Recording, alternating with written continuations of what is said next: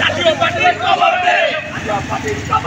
আপনারা দেখেছেন আজ মানবাধিকারের উপর অতর্কিত হামলা চালায়।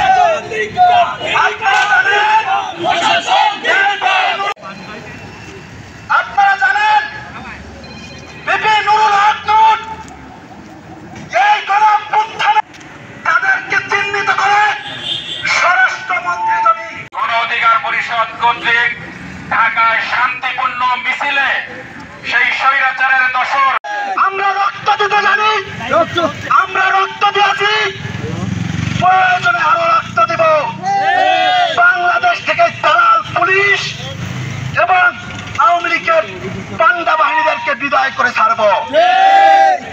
তো সংগ্রামী সাহায্য বন্ধুগণ, আমরা বলে দিতে চাই আগামী 12 ঘন্টার মধ্যে তাদেরকে চিহ্নিত করে প্রশাসন থেকে বহিষ্কার করতে হবে। একই সাথে জাতীয় পার্টিকে বাংলার বুকে নিষিদ্ধ করতে হবে।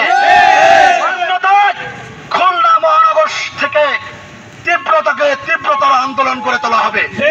এর উদ্দেশ্যে দিক নির্দেশনা দিচ্ছিলেন এই হামলার ব্যাপারে, তখনই আমরা দেখেছি সেই প্রশাসনের ভিতরে লুকিয়ে থাকা স্বৈরাচারের দোসর, বিগত সময়ের স্বৈরাচারের সেই বেনিফিশিয়ারিরা কিভাবে ন্যাক্কারজনক ভাবে